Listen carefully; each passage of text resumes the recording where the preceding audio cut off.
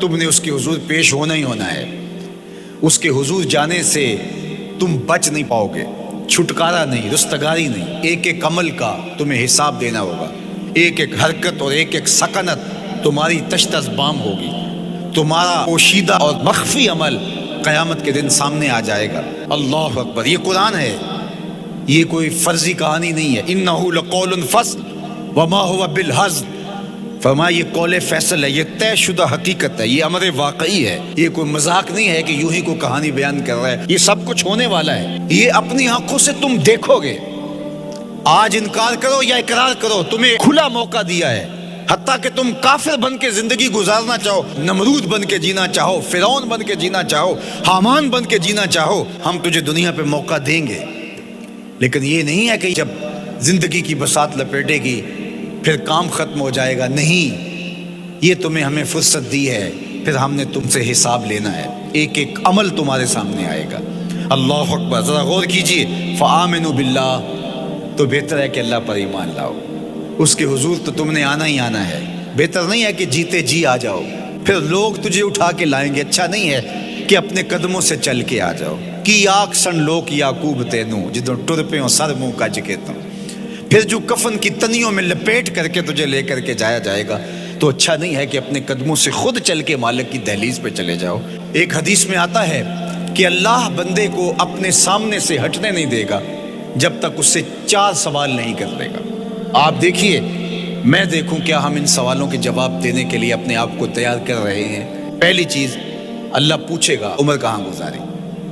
دوسرا سوال، اللہ تعالیٰ علم کے بارے میں پوچھے گا. جو پڑھا تھا بتا، عمل کہاں تک کیا. خلوت، جلوت، زندگی، شام و سحر تیرے اس سیکھے ہوئے علم کی مطابقت میں تھے یا علم عزت دولت کمانے کے لیے پڑھا تھا. تیسری بات، اللہ پوچھے گا مال کمایا کیسے، اور مجھے بتا مال خرچ کہاں کیا. آج لوگ نیب سے ڈرتے ہیں کہ ہم سے پوچھ نہ لیا جائے کہ یہ آیا کہاں سے. منی ٹریل پیش کرو، یہاں ہم بچ جائیں گے. کوئی مکر، کوئی دھندا، کوئی فریب چل جائے گا، کوئی پریشر، کوئی افرادی قوت، کوئی سیاسی اثر و رسوخ، کوئی رشوت، کوئی سفارش. کچھ نہ کچھ تو راستہ نکل ہی آئے گا. اور آج کی دنیا میں صرف یہی پوچھا جاتا ہے کمایا کہاں سے. یہ نہیں پوچھا جاتا خرچ کہاں کیا. جیسے چاہو خرچ کرو، لیکن وہاں سوال ہوگا وفیما انفقہ، خرچ کہاں کیا. یہ سوال بھی کیا جائے گا. وعن جسم ہی فیما ابلاہ، اور جسم کے بارے میں پوچھا جائے گا اس جسم کو دی ہوئی توانائیوں کو خرچ کہاں کیا. بعض روایت میں ان شباب ہی فیما ابلاہ، جوانی کے بارے میں پوچھا جائے گا تیری جوانی کے خوبصورت دن کہاں گزرے. مجنو بن کے چوکوں میں کھڑا تو نہیں رہا، پارکوں کے گرد پروانوں کی طرح گھومتا تو نہیں رہا، تیری نظر بدکاریاں تو نہیں کرتی رہی، اپنی خواہشات کا غلام بن کے زندگی تو نہیں گزاری، تیری ساری ساری رات 4 انچ کی سکرین کے اوپر بدکاریاں کرتے بسر تو نہیں ہوئی. پوچھا جائے گا بتا جوانی کہاں گزری. جوانی مستانی ہے یہ کہہ کر کے تو نے ہر ضابطے سے چھٹی تو نہیں کر لی تھی، یا جوانی کے تقدس کو تو نے محفوظ کیا اور راتوں کی تنہائیوں میں اللہ کے حضور سجدہ ریزی کرتا رہا. میرے اور آپ کے آقا و مولا نے فرمایا جو جوان جوانی میں توبہ کرے وہ اللہ کو محبوب ہے. اللہ اکبر. اور اللہ جن 7 لوگوں پر اپنے عرش کا سایہ کرے گا ان میں سے ایک شخص کا ذکر کرتے ہوئے فرمایا وَشَابٌ نَشَأَ فِي عِبَادَةِ اللَّهِ، وہ جوان جس کی جوانی اللہ کی عبادت میں گزری.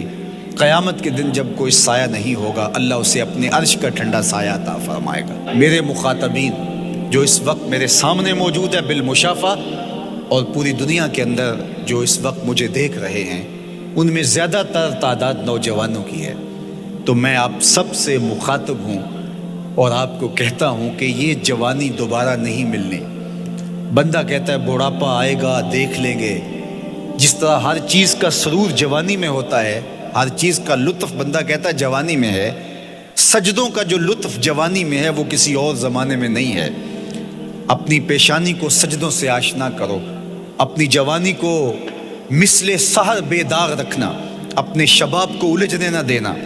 اپنے شباب کے تقدس کو پامال نہ ہونے دینا۔ اس کائنات کا بہترین چہرہ وہی ہے جو جنسی کالک سے محفوظ ہے۔ اپنے تقدس کو مجروح نہ ہونے دینا۔ تمہاری زندگی شبنم سے پاکیزہ تر رہے، سحر سے پاکیزہ تر رہے۔ تمہاری جوانی اتنی خوبصورت ہو کہ محمد عربی کو رشک آئے تمہاری جوانی پر۔ اپنی جوانی کو آوارگی میں بسر نہ کرنا، اپنی اس جوانی کو دین کے لیے وقف کرنا۔ سحری کے سجدوں میں آنسو بہا کر کے جوانی کا لطف کشید کرنا۔ جوانی کا لطف اور مزہ رب کے ساتھ محبت اور رب کے ساتھ عشق کرنے میں ہے۔